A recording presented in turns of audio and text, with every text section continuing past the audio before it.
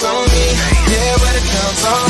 This is how your night should be. All eyes on me. All eyes on the prize, money supersized. G5 super fly, should be supervised. Do or die, open up your eyes, head to the sky. Keep a mean bad mommy on the side. Make a tsunami, kamikaze on the mind. Spit flow, paparazzi flash shine. Get dough, champagne, Merlot. Cash and tango, in the VIP. Now she wanna touch her ankle, get low.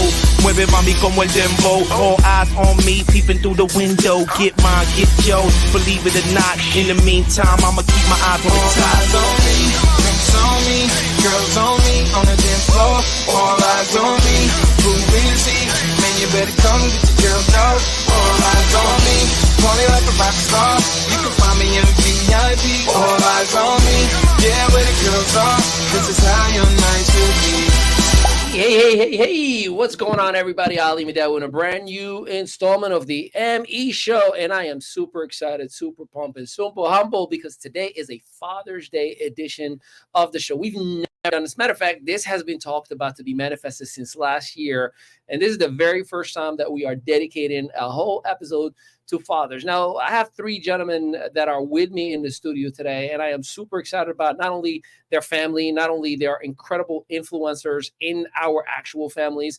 And I'll be honest with you, I genuinely, positively, in the most loving way possible, envy the fact that they are who they are to the people that are in their lives. I wish that I have that treatment that they are representing to their children or growing kids at this point. And I am so honored, privileged, because these are family individuals. You probably have seen them in the past in many occasions. But for the very first time ever, I got Big Mike, a.k.a. Mike Thomas, a.k.a. Mike the Trainer. My guy, man, you are an incredible human being. You are an incredible father, an amazing trainer, making everybody get up and down that hill all the time, making everybody sit down and vomit even sometimes in a good, positive way. And, of course, we got with us the man that made the legend, my brother-in-law, truly, Ricky Harden, the father of the Versatile Bros, the creator of the Prodigy that is absolutely phenomenal to watch no matter what. Since day one, and I'll tell you guys a bunch of stories about this incredible human being. The best decision my sister has ever made is you. And I say it all the time. I tell her forever and ever, I'm glad it's him. And I'm so grateful that you've given me the opportunity to have you in here to make it on the record. And of course, the man behind a whole lot of people's success that always is in the backseat behind the scene. And that is actually Mr. Rick Harden, the father. He is the father of my brother-in-law. And sir, let me just tell you, first and foremost, behind your back and in front of you, every single person that sees you, they literally automatically put that label of like one of the best grandpas I've ever seen. Because of how you are with Mason and Bryson, and we'll obviously dig into that. Three different individuals with three different backgrounds, three different circumstances, whether there was phases of struggle, phases of hardships, but they figured out life and they figured out how to be the best versions of their parents. So first of all, gentlemen, thank you so much for being here with me on the show. I know this is going to be probably one of the best interviews that I have ever had. So why don't we go ahead and kind of a quick round table, starting with you, Mr. Mike Thomas. Any opening remarks about, a little bit about your background for those who may not know you? You co-parent, and you are really good at maintaining such a friendship with your co-parents, and you are always and 100% dedicated for Michael Thomas III, the actual biggest noise right now in high school football. So tell us a little bit about yourself and, how it all started for you to kind of find yourself where you are today. I would say it all started when my son was 5 years old. I had a vision. Me and his mom just always thought that he would be what he would be. And we always thought it to existence. And as far as just like him training since he was 5. And I always said that with him, the biggest thing is to give him an opportunity, give him a chance. So we gave him an opportunity and chance, and whatever moment came, he always seized it, never complained, worked. And here we are now. Absolutely. Trying to find a school for him. Division I, he has 22 Division I offers. He's going to go to school for free. That's incredible. Well, you put a lot of work on that. I mean, it may look free for him, but there's a lot of prices that have been paid. And kudos to you as a father. Kudos to you as a man. And it shows, man. The apple doesn't fall too far from the tree. It takes somebody, and I love it. I'm gonna come back to you thought it into existence. That really, really, genuinely, I'm appreciative of that. And I'm come back to that, my man. First and foremost, I apologize because I haven't done good enough of a job as a brother-in-law. I haven't seen you since December 3rd of 2023, and I got a lot to make up for that. Yeah, we both do. No, I'll take responsibility. There's a lot that I had, no matter what needed to happen. But I appreciate you for, first and foremost, being who you are to my sister. That is a selfish, beautiful feeling that I have every single day. Especially coming from the background that I've come in, and the image of what marriage and parenting is for me, and even for her growing up. It wasn't what you are. So it's a gratitude and a bunch of miracles every single day. I'm like, I don't know how she scored him, but I am grateful, and I'm glad that it's you. She's probably giving me a look right now, but let's just all ignore it, right? But Ricky, I know you since back in college days. I know you since, Elizabeth. I know you since, the small time parties and connections and whatnot. Tell me a little bit about, where do you get your drive? No matter the circumstance, no matter the challenge, how did it all turn into you being so involved? Because no matter what, you're always there for the kids. And most parents would say, oh, you don't understand. It's hard for me to be able to do what Ricky is doing. So talk to me a little bit about that. Well, that comes from the household. My pops, my mom is naturally instilled in you. So whether you think you're watching every move that they're making, even if you're not watching, it automatically is being built into you, you know what I'm saying?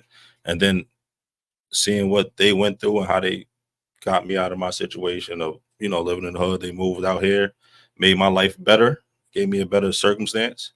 And then I met, the friends around me, and get back to Big Mike. Remember Little Mike is older than my kids.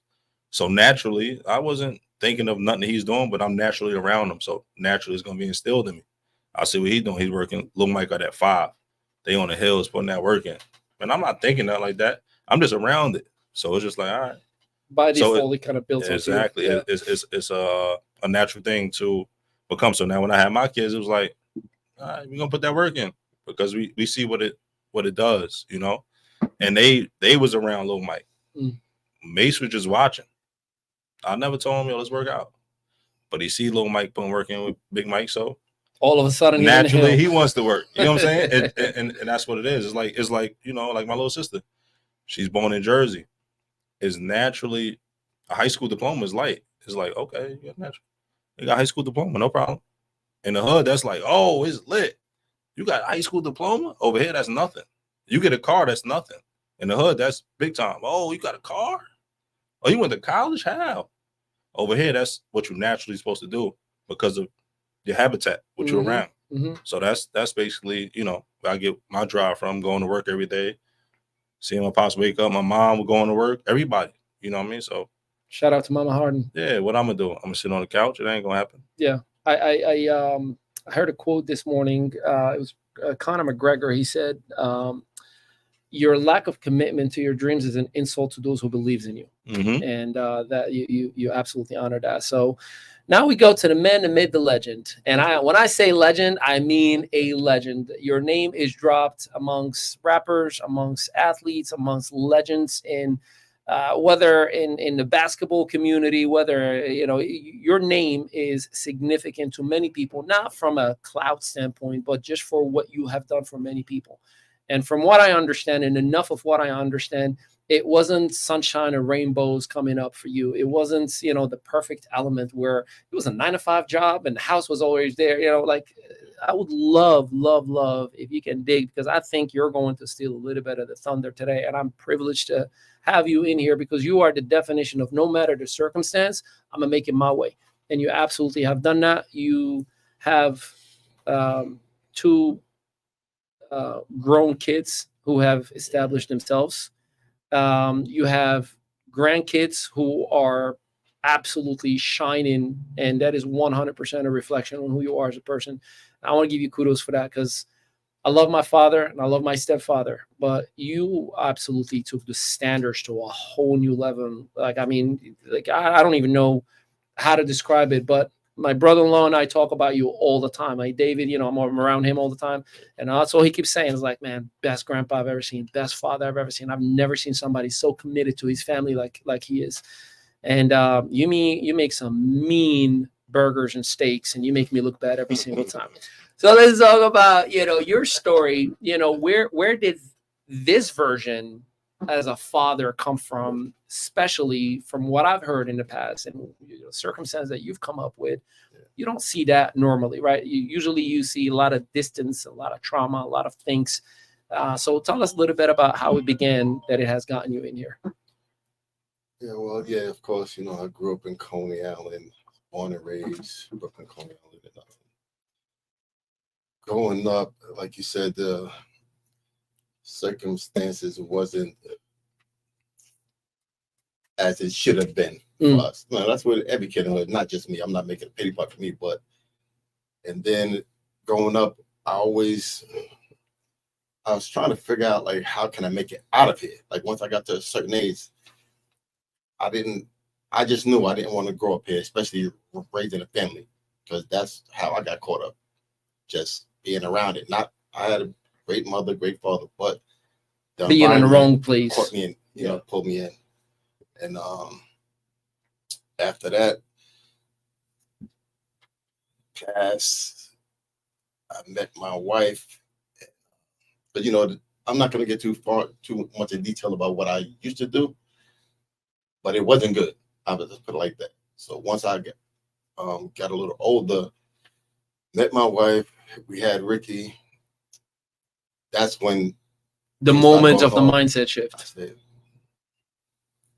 something got to give, because I don't want the cycle to repeat itself. Yeah. So after a while, my wife and we moved out. We said, I don't want. That's one thing that was always instilled in me. I never wanted to live in a project on my own. Now, before I was there, it wasn't by choice. So we moved to Queens. We had a house in Queens. We didn't own it, but we rented it. Stayed there for a little while, just for him, because boys are different than girls. Mm-hmm. Boys get caught up in gangs and a lot of other stuff. So moved to Canarsie. That's when my daughter was born. Now, Ricky's 9. My daughter was born. And I don't know what it is about girls that even lit an extra fire up under me. I know, as a girl dad. Oh, my God, I got you. And then Ricky was like 9. I said, he's going to start asking questions soon, So, that's what happened. So we moved out to Jersey, 2002. And the best thing I ever did. I would sit back and I look now, like, at my kids. That's all I did it for. Me, I don't mind being out there. I really don't. But I had to do what I had to do. No, I totally get it. Yeah. And I, again, so was it an easy A, decision, B, transition? Like, you just like, all right, cool, we can move out. Very easy. Okay, and then as far as the new environment from where you were to where you moved into, was there any point that you were like, man, I hate it here, this is boring, this is not what I'm used to, and you kind of had to learn how to do things again? Or not really. The only thing when I moved here was dealing with the racism. Yeah. That was my only issue. But I said, I'm not going to let nobody run me back. You just got to deal with it. And, as years go by, things get better. So, we just fought through it. And, things are great. And things did get better. Yeah, things did get better. Yeah. When I first moved here, it was a little rough, even in school with my daughter and things like that. But it was all for the better, Yeah, no, without a doubt. I'm gonna go back to you, Big Mike. Usually when and I grew up in a divorce, circumstance, right? Like, my parents did not get along. There was no co-parenting. There was like, who's gonna make whose life miserable, and the kids always would get caught into it, right? How do you figure out how to still, coexist with your with Junior's mom, or Mike, the third mom, and still being so present without getting caught in any negativity? Like, what is it that someone in your position is to do in order to maintain a good parenting circumstance, because that impacts the kid. And most people look at, I'm going to get at you, not do what's right for my kid's sake. I mean, I think the biggest thing is to be successful, for your kid to be successful in situations like that. I think more so we can't be selfish. It's not about us. Yeah. It's about him. So like even now with school before, like it's not I'm going to do it. We're going to do it regardless together or not. But our plan is to make sure he succeeds. It's not, neither one of us are selfish about it. Yeah. And again, easy to hear.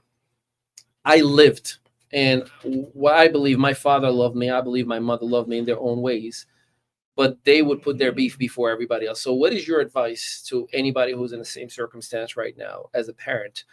And, you know, you hear a lot of like, oh, my baby daddy, my baby mama is this and all that stereotype. How do you maintain the lack, like, or remove that ego, if you will, and just kind of put it all for your son? What are you doing it for? Mm. And that's the most important part, that people don't understand. That it's what are you doing it for? It's who you're doing it for. And a lot of people don't do it. You got to put your egos aside again, because once a kid sees two parents fighting, like my son's never seen me and his mother ever get into a confrontation. He never will. If we don't get along about something, we'll go to the side, talk about it or whatever. But if it's something dealing with him, we'll talk about it, talk it out, boom, and move on. Yeah. Can't dwell on it. Yeah. Ricky, you're very calm and collected as a person as well. You're the, if I were to put Ricky on a meme, it'll be like, that's crazy. That's how we avoid every single, right? That's how we avoid it all the time. First of all, I know there's no perfect relationship. And as perfect as I think you are with my sister, that's what you wanted me to say this whole time, right? That you're perfect, that you're the best decision she's ever made, right? Yeah. Okay. How do you handle conflict where you, as Mike just mentioned, like, have you ever had a circumstance between you and Tima in a situation where it's like things are getting in an argument? Or I know my sister is the calmest, most beautiful, never screams, never gets aggravated person ever. Yeah. Just blink if you are in danger. So how do you handle that? How do you manage that on your own? Do you do the same exact thing, or do you find it sometimes challenging? Like, how does that work in your household? Well, you kind of gotta adjust to the situation. So That is such an ESPN answer, by the way. That is like he's like, she is right there, Ali. I don't know what you're asking. yeah, you kind of just gotta adjust to the situation. If it ain't that deep, then you don't gotta make it deeper than what it is. You know what I'm saying? Like if your wife is frustrated and you're frustrated, you kind of just gotta put it, as a man, put it into your lap, right? You could deal with it better than your wife can sometimes. So you take her frustrations and you put it on your lap because you can handle it better, right? So if I take my frustrations and put it on my wife's lap, she may not be able to handle what I can handle. So I'll take it in. Yeah. You know what? I got it. You get what I'm saying? It's like that's kind of how I take things. Like I could take way more than she can take. Yeah. So I'll take it. Let me get that. I put it on my lap, put it on my lap, put it on my lap. I'm good because I know if we ping pong it, you ain't gonna be able to ping pong with, because I could take more than you can take. So I take everything that you can take in, and I deal with it because I could wake up the next day and be good, you know. And then we just talk it out and let it smooth over, instead of me throwing something at you, you throw it at me, I throw it back at you, and now we just who gonna get the last laugh. I don't need the last laugh. I could whatever. You good? Yeah. You got it off your chest? Cool. Let's keep it moving. Let's keep it moving. Yeah. My son. Well, and I do have, you know, we're probably gonna have to go on a quick break soon, but I want to go back to what you just stated. That's my son. So at what point did you find yourself investing that time to have that man conversation? And I'm not talking about the birds and the beats and hey, condom and all that. No, I'm talking about, which by the way, he didn't listen. Yeah, of course. Yeah. I'm just saying, he did not listen. I remember we were in the club one time and he's like, all of a sudden Ricky's extra friendly with me. And I'm like, he's always like keeping his distance. He's hugging me. And he's like, I love you, bro. I'm like, he's either drunk or my sister is pregnant. One of the two. And then, you know, a couple of weeks later, my sister's like, I got to tell you something. I'm like, I knew it. But the point being, you know, how did you, coming from where you come from, how did you embed those core values to make sure that he does not follow? Because sometimes we are subconsciously who we are, and we kind of say certain things, and we try to instill, you know, the manhood in the man, right?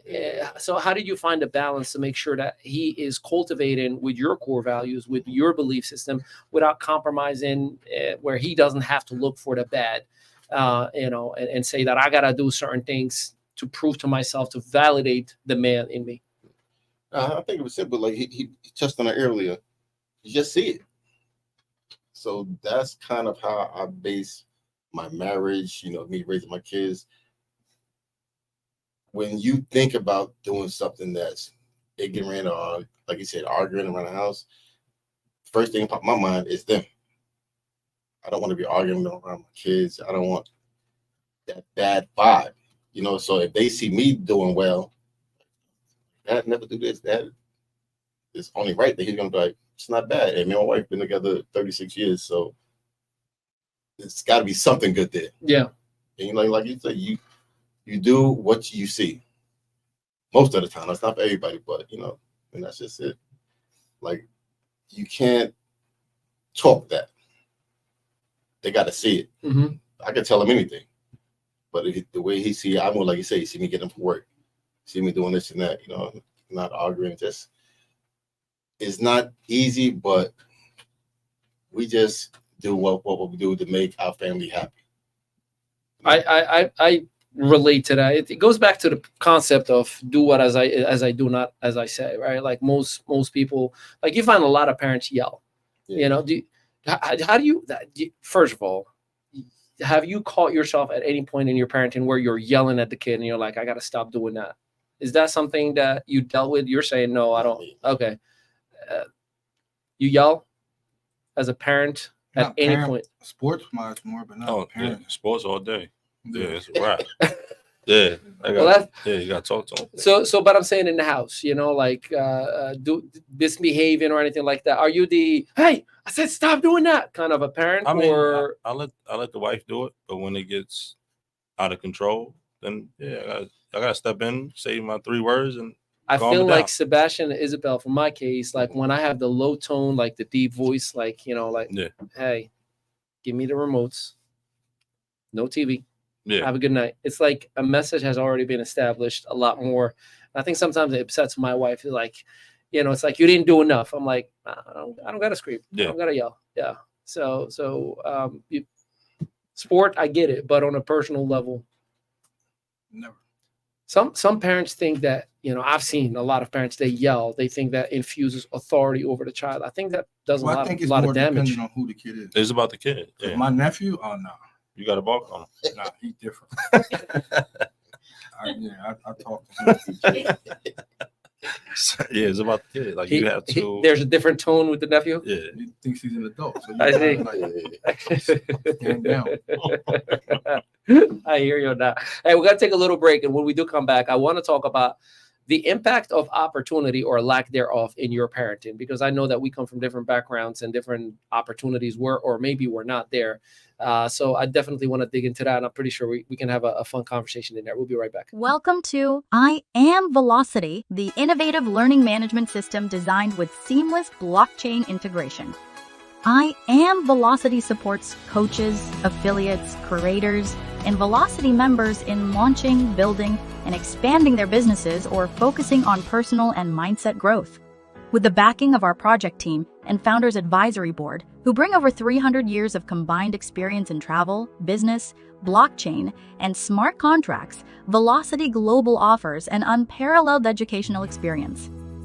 Whether you're looking to develop personally or professionally, I Am Velocity is your space to learn and thrive. And the best part is you can get started with as little as $50 one time in BNB. Explore our key features and LMS with unlimited courses in multiple languages, available to purchase via smart contract. Plus, our two-tier affiliate model ensures that every student can get paid for their referrals, leveraging blockchain technology. IM Velocity is the perfect choice for online entrepreneurs and anyone looking for a simple way to start an online business and get paid instantly. Get $34 per student and up to 12% matching checks for your mentees. What makes IM Velocity even better? It's an a la carte course platform that lets you pick the courses that are right for you without forcing irrelevant content. Get back to the person who shared this video with you and get started today.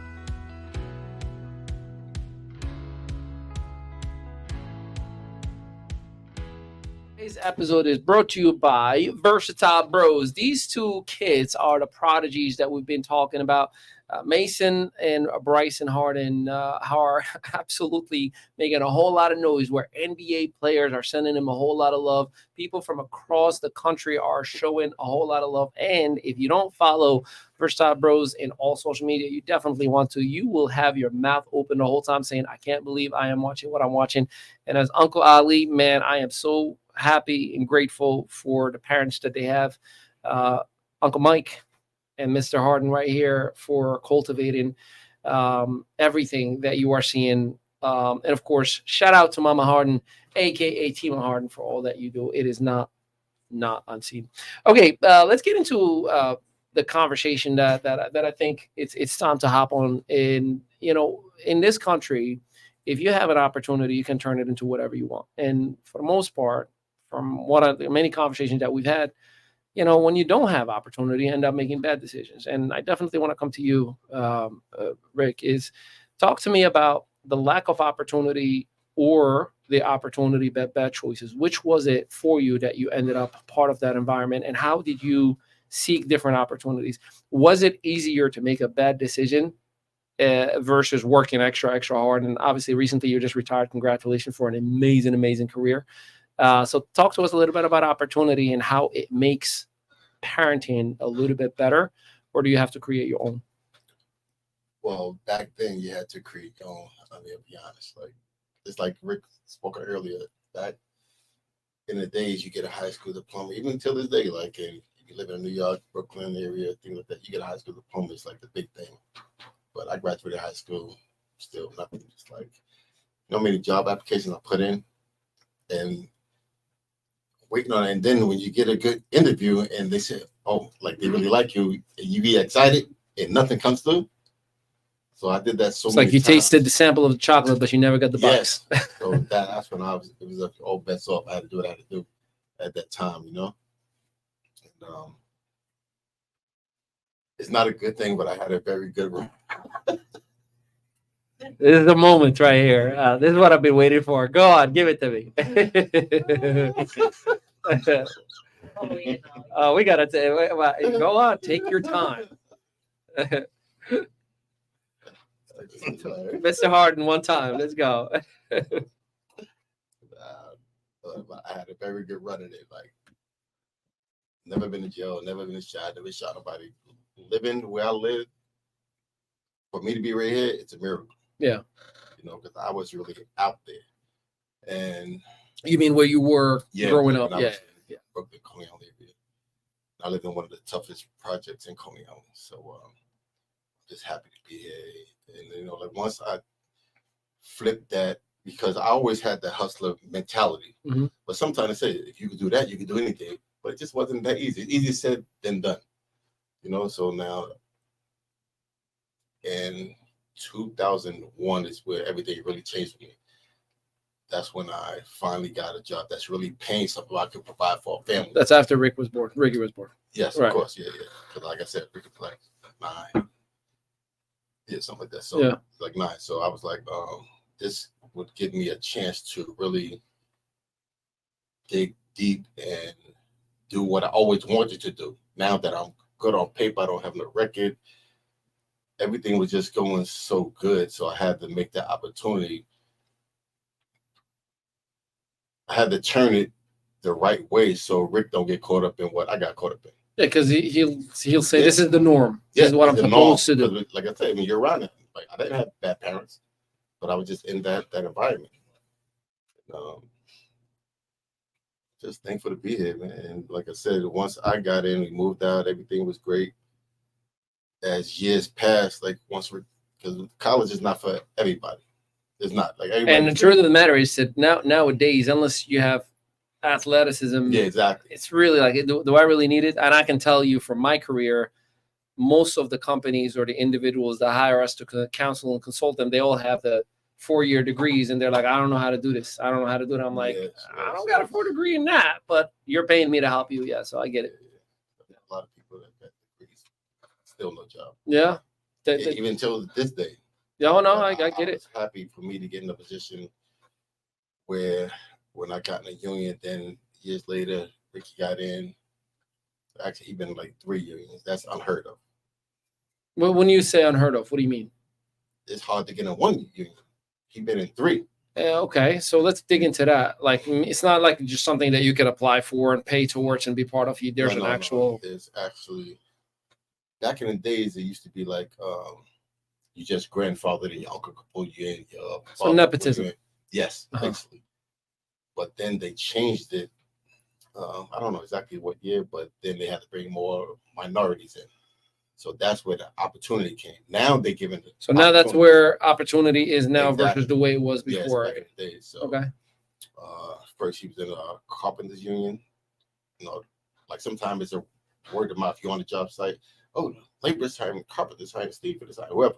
Yeah. I'm like, oh yeah. I said Ricky down there. I'll never forget that I dropped them off. I mean, the line was about 4 blocks long. So that's how much. To have an opportunity to be part of the union.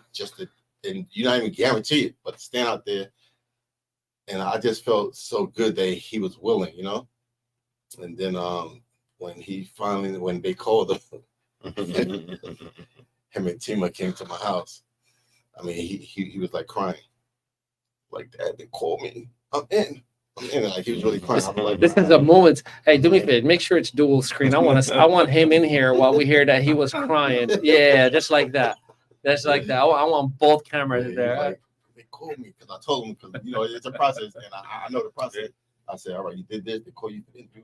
I said, if they call you one more time, that means you're in. So they did that. Then he was in. He was in the carpenters for a year, and it's crazy. This is how life is. Me and this guy wound up working on the same site. Not me pulling no plugs or nothing. He said, Dad, I'll go to this new job. It's on Metropolitan Avenue. That's where I'm working at. Well, he was a carpenter.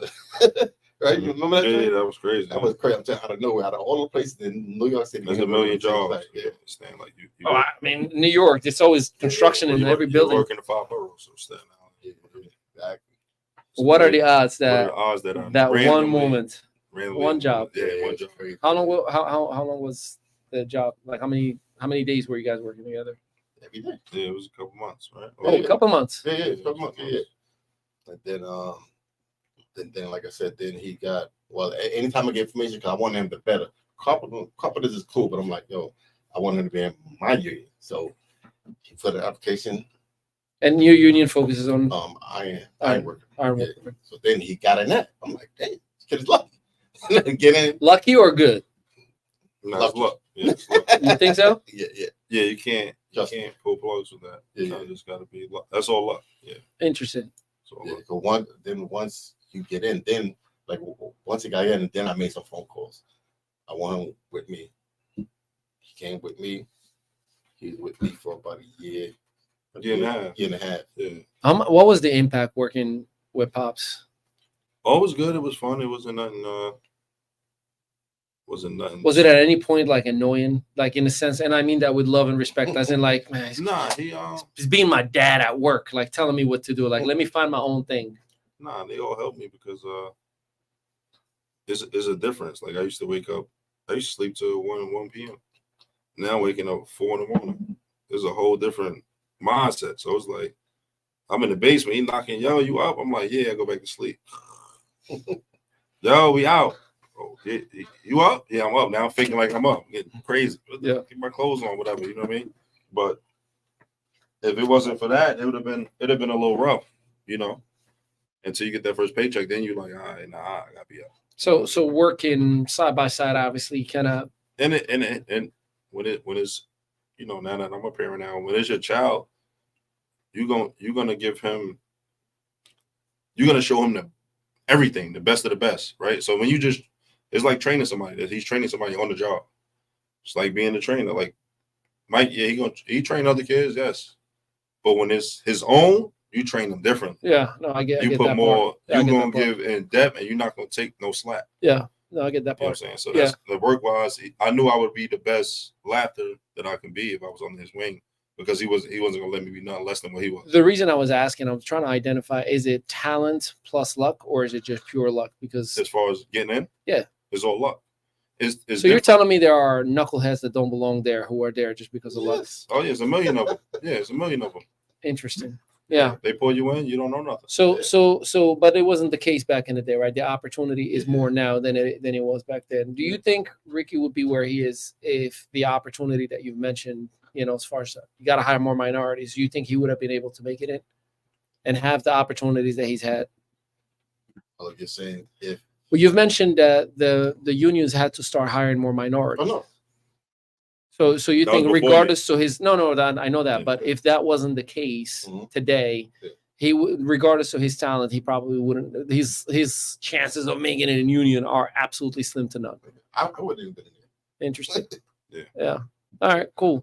Big Mike, talking about opportunity, you played. I mean, I've seen some videos of you back in the day. You played college football as well. Played high school, college, semi-pro, arena.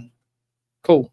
And do you think that gave you some opportunities to develop as a parent and of course as a coach, or was it like, nah, bro, like I had to do my own thing to create my own lane? Well, I never was really into like the training or coaching thing. Rick told me to do it. He was like, oh, you train your son, you're really good at what you do, you should do it. So I ended up getting me a little job, and I used to be like, this little 9 to 5 ain't working, this little getting up at 5 in the morning ain't working, and having bad bosses. So I was like, you know what? I just said, you know what? I'm just going to open up my own brand, my own business. Didn't train. And I believe in your brand, right? I have this habit of supporting family 100%, right? Sometimes you tag me, sometimes you don't. And the algorithms play tricks on me and you, whenever you're something, I'm like, I got to share it. And I got to say, man, kudos to you for what you're doing, how you're doing it. Because it's rare to see somebody as committed. Like it's one thing to be the coach. You're behind the scene. I'm not focused on what I focus on, but you actually take the time and work hard with limited or unlimited resources to create what you've done with your son. And again, that's rare to see. Let me ask that both of you: how has your friendship with one another impact you both as parents? Like, do you feel? You too. How has your friendship impact you as parents? Because you kind of piggyback off of one another. You see each other as parents. You probably advise him on the kids. Do you catch yourselves like, talking about parenting? Do you advise one another? I know earlier you mentioned you kind of picked up some of the things as far as raising athletes. I wouldn't say, I don't say we really talk about it. I mean, we just talk about like how just mostly like just protecting your kid. Tell me more. When you say protecting from the world, because like I said, it's like, you gotta realize, like Mace just turned 9. So right now he is the next big thing. But the biggest thing is right now for him is just being protected by his family. We all could love him or whatever, but he's 9. People don't realize he's 9. So he's gonna take the bumps, the bruises, the people talking bad, the people not cheering for him, the people thinking that he is not what he is. But you got to take it to the chin, and that's only just going to make him better. But I say, like, the talks that we talk, we always talk past tense. Like, we talk about what's going to happen. Like, we believe in what's going to happen. Like, we believe that Mace is going to take that step. He's going to get ranked. Like, we always have these talks. We talk, what about Mike? He said it, oh, Mike's going to be ranked by this, and never lied. Said it. Like I said, we always speak into existence and believe in it. Have you ever had a moment where you check him as a parent, like, oh, bro, like you don't want to do it that way? Like, do you guys find yourselves giving each other advice? Not checking. I don't even think, tell you the truth, as long as we've known each other, I don't think we ever had an argument. Yeah, it's like I said, Has It's a- Ricky ever hit you with that's crazy? You never. All the You're not time. even that. Nah, I'm telling you, we've never had an argument. I mean, I don't say we disagree. Like we'll talk and we're like, oh, but then it's like it's an understanding. We'll figure it out. Like I said, it's a natural habitat. So I'll tell him something. I love Mike. I'll be like, yo, you know, he doing this, he doing that. Be ready for the haters. And he wouldn't see it. I hear you, Rick. Listen, Mike he's getting to another level. I'm talking about when Mike was 6, 7 years old. He's getting to another level. Just give it a year or two. I don't know. Next thing you know, the haters come flying in. And the fake love. I think the fake love is. And that's what I always tell him. I said the fake love is going to be different. Yeah. The people that's telling you, I'm about to pull up to a game and never pull up to a game. But as soon as you post something, yo, nephew. And that's Neff. You know what I'm saying? I tell them all the time. Now that's nephew. Okay, cool. You're gonna have also a lot of I think a lot of people who are gonna show up out of nowhere try to eat out of your plate without bringing an appetizer. And that's things that I tell them about. These are conversations that we have all the time. That's crazy conversation. Yeah, that's that. Yeah. Like just be careful. You know what I mean? Like yeah. And I said you got to remember he's ahead of the pack, so he's setting the tone for everybody else. You actually are, bro. Like, I don't even know if you realize what you're doing right now. Yeah, you know. Yeah, you know. It's I remember the first time that for me, right? Like, as an outsider looking in, the first time your son had, I think, the record pictures with the throne, and like the high end quality, and you could see a high school developing into a collegiate athlete, and you're like, yeah, I can see like a potential, like this is a marketable brand that I'm seeing right now. You know how many people are like, yo, we're about to eat.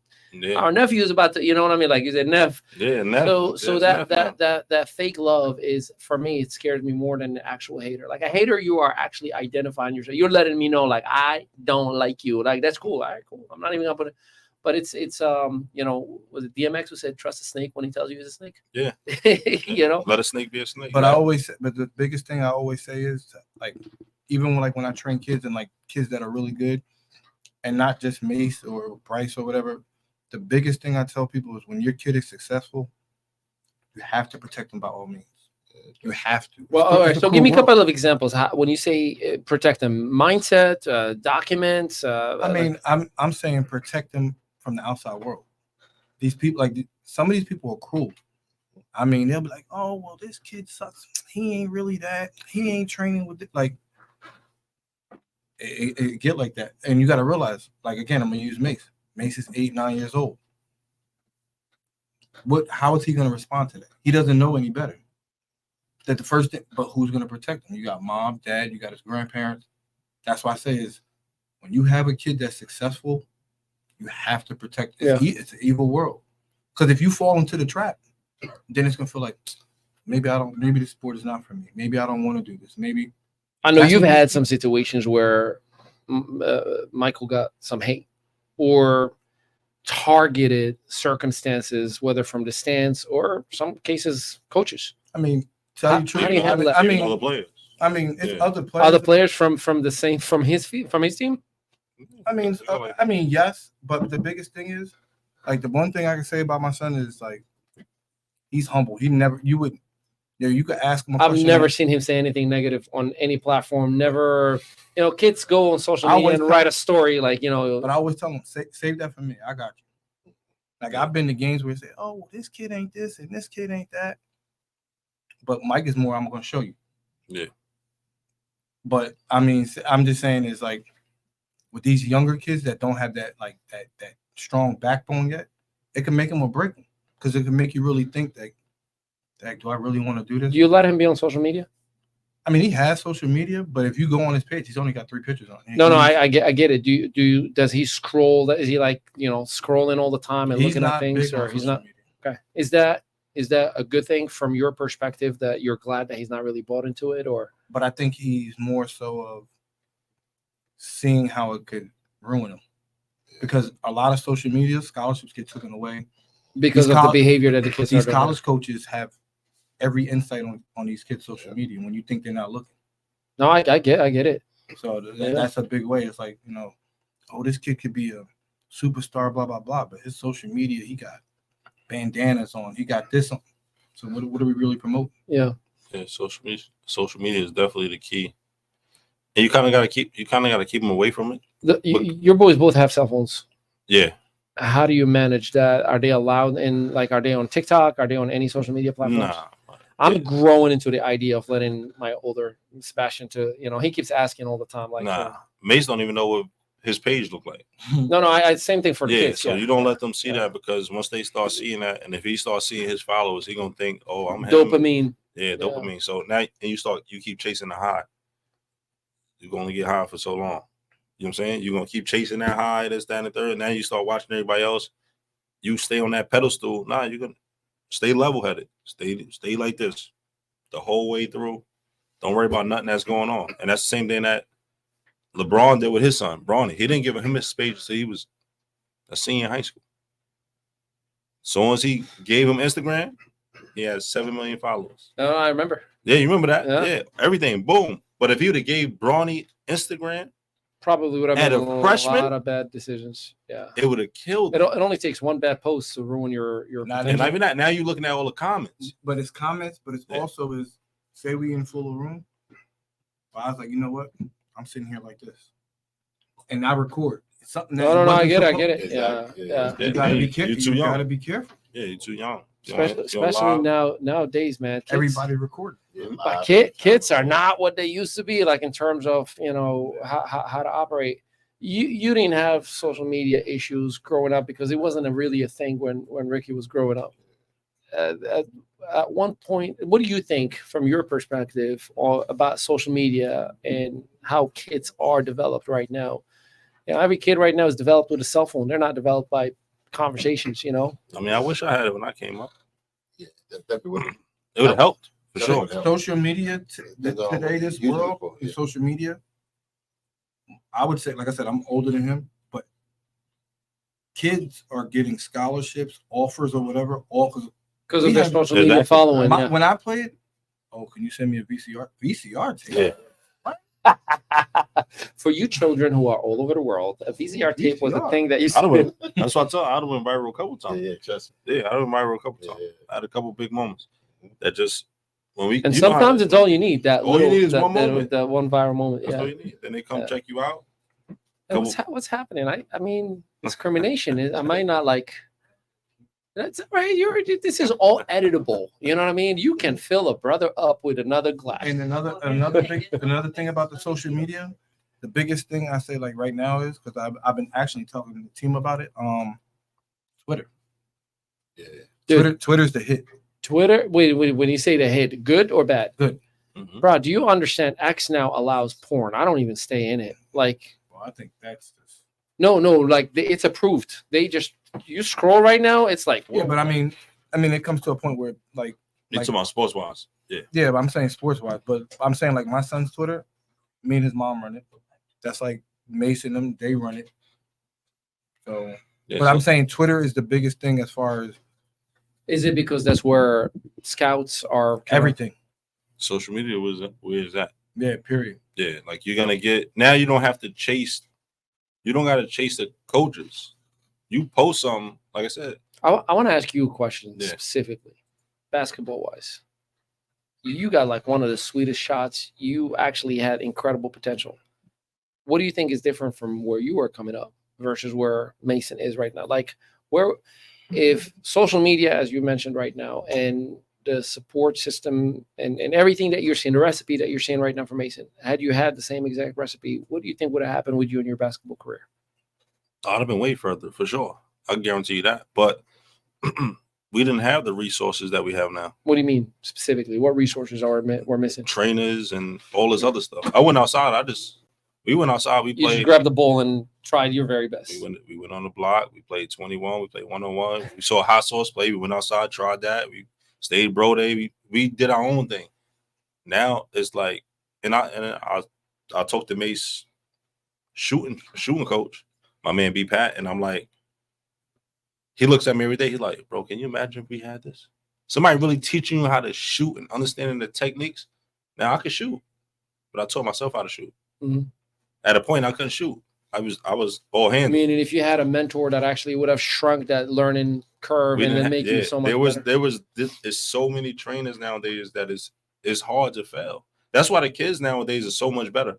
That's why you got 8-year-olds and 9-year-olds. You're looking like, wow, they doing all that? Yeah, because the resources. You go on YouTube and look at anything you need to know. Yeah. Back in the day, it wasn't like that. The other thing, you do have a song that you've recorded with auto-tune, and I have it ready tonight. Oh, yeah, we could do that. No, I'm messing with you. It is a fact, though. He does have a song. I'll never forget that song. If I can find it, bro, I was It will be. That's me and my man E. We had a Vine video. No, we had a YouTube video that went at the time before YouTube was YouTube. And it ran for 120,000 views. Equivalent views back before. This is 18 years ago. We talking about that's crazy. 120,000. Wait, hold on. That's crazy. That's crazy. And then we had some Vine videos, but we used to just play around with it. But we didn't think you could get paid the way you get paid. And we would have known that, it would have been different. You had a one Instagram video that went in millions of views. Was it Steve Urkel? Yeah, it was Steve Urkel. Yeah. You didn't have a creator account because you would have got paid for that. Yeah, I would have got paid for that. I told you. Everybody told me that. Like, you got money for that? I said, nah. I didn't know it was gonna blow like that. It just blew. We just did. Yeah, exactly. It just blew. Yeah, that's exactly. Kind of the heat of the moment type of thing. Yeah. So. All right, we're going to take one last break, and then when we do come back, I want to talk about the future, your visions as a parent for your children, and of course, I'm going to dig a little bit more into your vision for your son, and what that actually means. You guys are going to make me very, very jealous in a good way. We'll be right back. Welcome to I Am Velocity, the innovative learning management system designed with seamless blockchain integration. I Am Velocity supports coaches, affiliates, creators, and Velocity members in launching, building, and expanding their businesses or focusing on personal and mindset growth. With the backing of our project team and Founders Advisory Board, who bring over 300 years of combined experience in travel, business, blockchain, and smart contracts, Velocity Global offers an unparalleled educational experience. Whether you're looking to develop personally or professionally, I Am Velocity is your space to learn and thrive, and the best part is you can get started with as little as $50 one time in BNB. Explore our key features and LMS with unlimited courses in multiple languages, available to purchase via smart contract. Plus, our 2-tier affiliate model ensures that every student can get paid for their referrals, leveraging blockchain technology. I Am Velocity is the perfect choice for online entrepreneurs and anyone looking for a simple way to start an online business and get paid instantly. Get $34 per student and up to 12% matching checks for your mentees. What makes I Am Velocity even better? It's an a la carte course platform that lets you pick the courses that are right for you without forcing irrelevant content. Get back to the person who shared this video with you and get started today.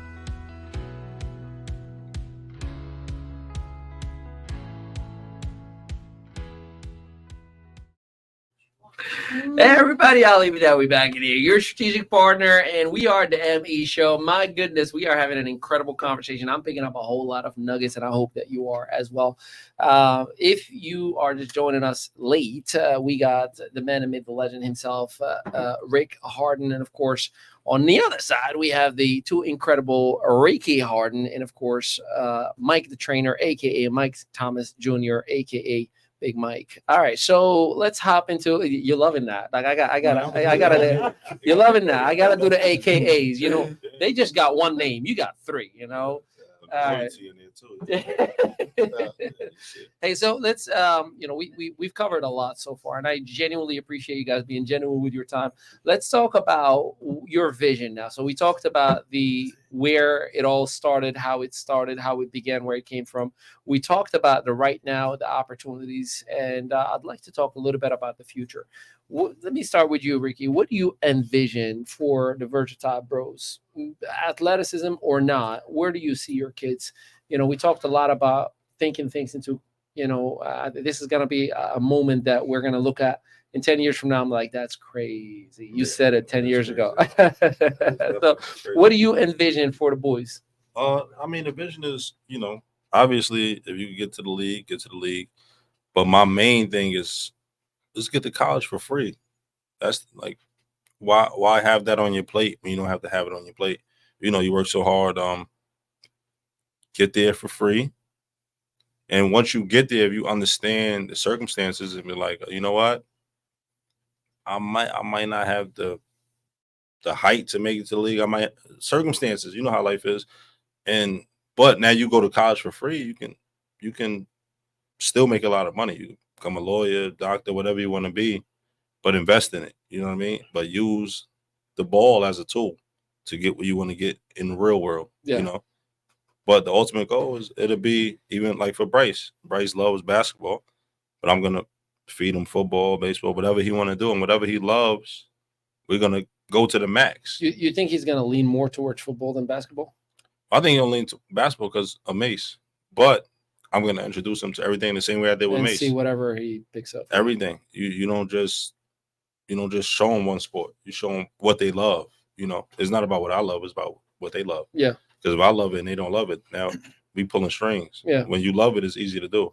I do appreciate the fact that you're not making it about, some parents are trying to live their dreams through their children, right? Like they make it about the league. Oh, now we're going to go all the way to the NBA because you're seeing yourself like I can make up what I wanted for me through my child, right? And I'm pretty sure you guys see it all the time, especially in sports where you have parents who are looking at their kid who has no business to be in sports at all. And they're like, come on, Johnny, you got to do this, Johnny. Like, Johnny's got to do something else. Johnny don't want to do that. Johnny want to chill. And I'll tell you this, I learned this and I love Sebastian to death, especially when you watch this when you're grown up, right?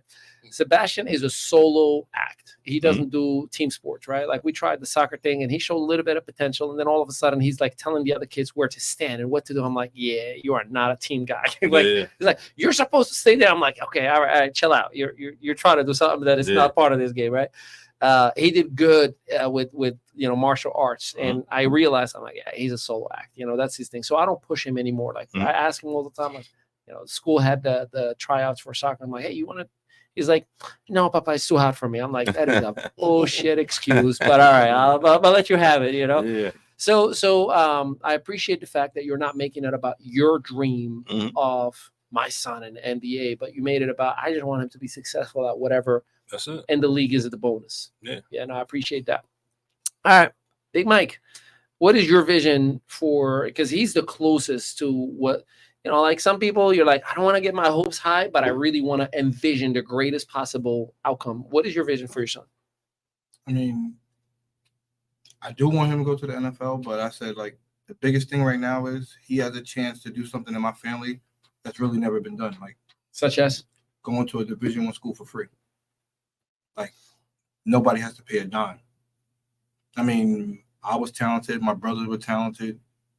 But none of us, finished the job. So the one thing he said is, regardless if he goes to the NFL or not, whatever school he goes to, he promised his mother that he's going to finish with a degree. And he wants to go to school for, I think, business or something. But he said it, if I don't make it, I want to help kids. I want to own my own business. I want to do this. So that's amazing. And kudos to him for having that mindset. And again, I will say what I said to you at the beginning. The apple does not fall too far from the tree. It takes someone to cultivate that in a child, in a young man now, in your case, right? So kudos to that. Pop-ups, as Mason and Bryson would call you. What is your vision as a grandparent? Because you got a whole lot more wisdom than all of us combined in here. You've seen life. You've experienced life. What is your vision for Mason and Bryson? And if you could, for this man as well, on his next phase as an adult, what are you thinking?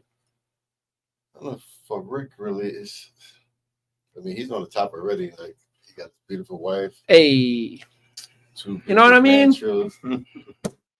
Gave it right back to you. Got 2 beautiful kids with my grandkids, and I'm just so happy just for that alone. Even you guys, like when I met the whole family. Yeah. I mean, this is not. It's kind of unheard of. Like when everybody gets along. So I'm just happy with it. Usually there's the politics and the drama between. So, he's in a great position. Ain't nothing like acting. Yeah. Making great money, taking care of his family. Thank God. Staying out of trouble. Yeah. Ain't nothing else I got. It's not even staying out of trouble. Not nowhere near trouble. Yeah, nowhere near trouble. Yes, never. Like somebody who stays out of trouble is like you're in a bad spot and you're avoiding. Yeah. Like he's actually, thank God, man. I mean, he checked off every single list. I'm trying to give it back to you. He's the greatest that's ever been. You know, there's no one like him. You know, right? Oh my God! If you could see her face right now. I hit you with that. Let's go to Mason Bryce. As far as Mason Bryce, you know, we just out here. I'm just following the league. I'm like the backup parents. When they can't make it, we there, regardless of what's going on. I'm telling you, there's never been a time where I'm like, no. Oh, you can bring Mace to practice. Oh, you can pick up Bryce from school. I'm just there constantly because I know it's a lot. You know, so I'm just there just trying to make things a little less easier for them. You know, and it's crazy the other day, like Mace, I'm telling you, he's special. I'm not saying it just because that's my grandchild. Oh, we can all agree on that. But that kid is special. And he's gonna go far, you know, like you said. Of course, everybody want to go to the NBA, but college is the goal. And right now, he's in a great situation. You know, great team, great coach. I mean, best coach I ever seen. And that's with my son and my daughter playing. Yeah. Coach Battle, shout out to Coach Battle. All over the place. Yeah, shout out to Coach Battle. I mean, he's right there. One of the ones. And the other day, like Bryce, you know, Bryce is on the bench at every game. The other day, he came to me. And those videos are comedy, by the way, when he's mic'd up. Yeah. He said, you know what, Papa? I just might be a coach. I'm like, and I'm like, okay. You know, we don't want them to do nothing, whatever you want to do. Yeah. And, you know, I just love it. I just love being around them. It just makes, I think I'm going to live longer just because of them. Yeah. It's a beautiful thing. Yeah. Ladies and gentlemen, if you are, this is the epitome of what you would want out of a father and a grandfather. I genuinely believe it. I appreciate you. You have no idea. And I mean it with respect. I mean it with love. No, like literally, jokes aside. You are genuinely every father and grandfather that everybody wishes to have. And I mean that from the bottom of my heart. My wife and I say it all the time. My brother-in-law say it all the time. And it means the world. It really, really means a lot to see, you know, someone who you don't have to, you know, most parents / grandparents, right? They have to help. They have to assist. They have to, like, I got to go help, right? You actually want to be there. No, genuinely, I mean that from the bottom of my heart. Right, and kudos to you, you know, as a man for doing that. If the boys were watching right now, Mason and Bryson, what is your message to them? This is 25 years from now. They're watching this video. What do you want them to hear from you directly? Just be great, you know, do what you want to do. Don't let anybody force you to do anything. And I'm going to be proud of you regardless of win or lose, whatever you decide to do. Just give it your all. Yeah, I like that. I'm not crying. You're crying. What do you want to tell Mason Bryce? What is your message to the boys now or in 10 years from now and 25 years? What would you want them to know directly from you where you are right now? Whether right now, 10 years from now, I always say, give it your all, right? Because life ain't, I'm about to get emotional, but ain't nothing wrong with that. Life ain't guaranteed, right? You could be gone tomorrow. You could be whatever you want to be. And would you hit me with that? That could be, I mean, you could never in life, I may not be here in 10 years, right?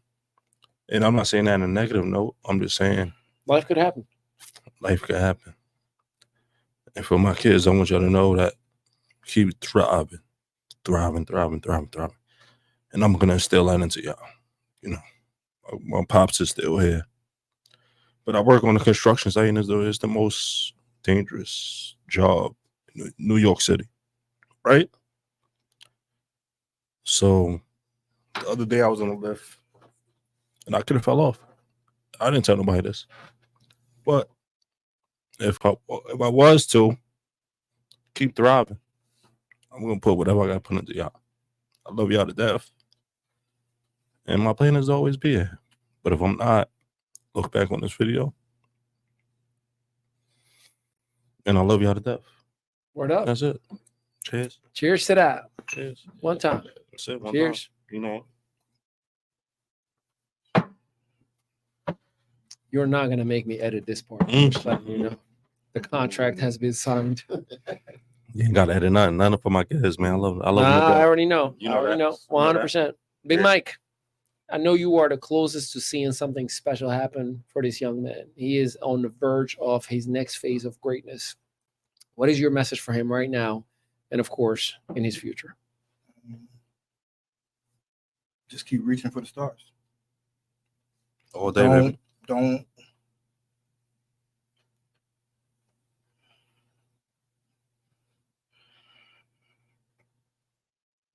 You good?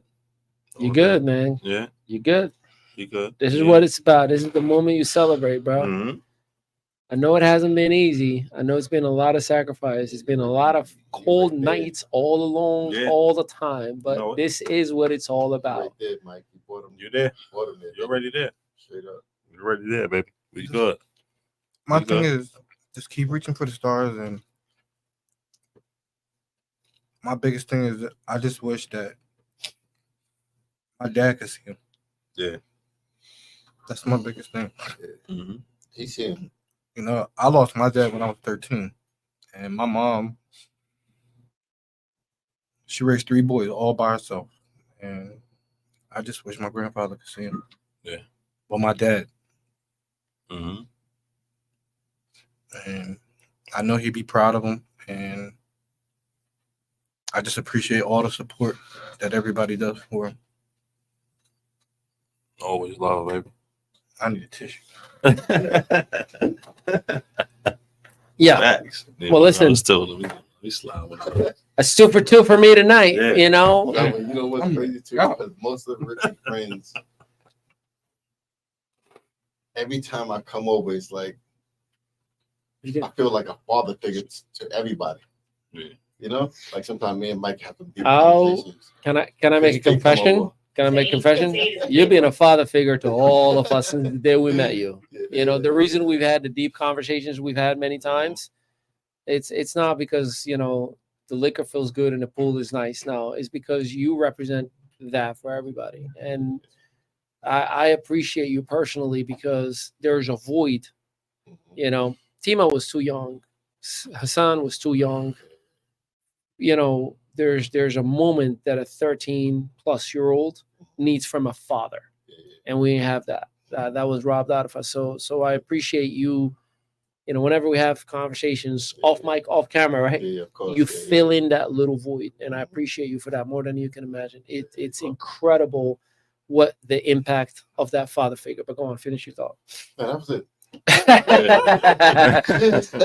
You said I'm Like I was great. gonna We say. good. Yeah. Yeah. Well, ladies and gentlemen, you know, I think it's worth leaving it on a high note. I am very, very happy and grateful that I had the opportunity to have these gentlemen share their heart, soul, their ambitions, their everything that they represent. And you know, this is a Father's Day special, and I could not have had respectfully, with love, to my dad and my stepdad, I couldn't have had better men who have gone through a whole lot and challenges and obstacles and issues, and I figured it out somehow, some way for their children. And I'm learning from you. I am inspired by you, and I'm grateful that you've given me the opportunity to share this moment with you. And I pray to God that this will be an annual thing that we can actually do more of. So for everybody out there, happy Father's Day. We love you, appreciate you. We see you. We understand all the hard work that you're putting into your children. We understand sometimes it could be a challenge. It could be hardship. It could be struggles to be a man in this world. You could be misunderstood, but you are not unseen. That is a fact. You know, a man's pride sometimes will get him to say all the time, I'm okay, I'm good, I'm okay, I'm good, while he's dying inside. And I want you to know that we are celebrating you today. So with that, Make sure you visit versatilebros.com. Make sure you visit winwithali.com. Make sure that you are tapping in. Make sure you subscribe. Make sure you hit that share button. And let us know what part of this interview you enjoyed. What questions do you have for these gentlemen? And check out the comment section and the copy wherever you're watching or listening to this from, as we're going to put websites, as we're going to put social media assets, and we're going to make sure that you have the opportunity, the ability to connect. And if you're in New Jersey, Big Mike is the guy that you would want to train with. I am telling you right now, there's no one better in the actual youth sports space that can get your child ready for whatever sport that may be, whether it is soccer, basketball, football. Your son needs discipline, needs conditioning, and he is the man, the myth, and the legend all in one body. That's why he is Big Mike. We appreciate it. We love you. Until next time, hey, tell him peace out, everybody. Yes, sir. Peace. Welcome to I Am Velocity, the innovative learning management system designed with seamless blockchain integration. I Am Velocity supports coaches, affiliates, creators, and Velocity members in launching, building, and expanding their businesses or focusing on personal and mindset growth. With the backing of our project team and Founders Advisory Board, who bring over 300 years of combined experience in travel, business, blockchain, and smart contracts, Velocity Global offers an unparalleled educational experience. Whether you're looking to develop personally or professionally, I Am Velocity is your space to learn and thrive. And the best part is you can get started with as little as $50 one time in BNB. Explore our key features and LMS with unlimited courses in multiple languages, available to purchase via smart contract. Plus, our two-tier affiliate model ensures that every student can get paid for their referrals, leveraging blockchain technology. I Am Velocity is the perfect choice for online entrepreneurs and anyone looking for a simple way to start an online business and get paid instantly. Get $34 per student and up to 12% matching checks for your mentees.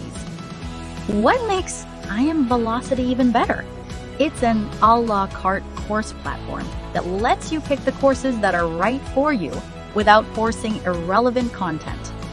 Get back to the person who shared this video with you and get started today.